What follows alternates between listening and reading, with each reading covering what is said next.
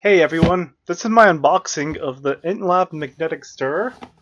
So it comes with one magnetic stir bar and the power adapter.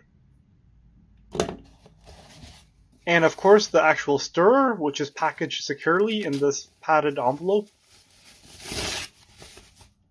It's a very nice and compact size. And here are some instructions and specifications about the product. So before plugging in, you want to undo this little twist tie and make sure the cable is fully extended. So now I'll give you a quick demonstration of how the stirrer works.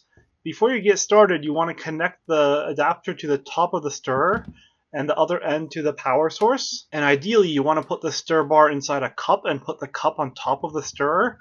But for this demonstration, I'll just put it up top. So when you're ready, feel free to turn the dial in the clockwise position to adjust the speed. It's hard to see in the video, but this stir bar is spinning very fast.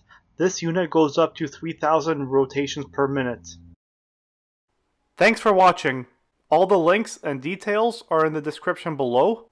And if you want more videos like this, please consider subscribing.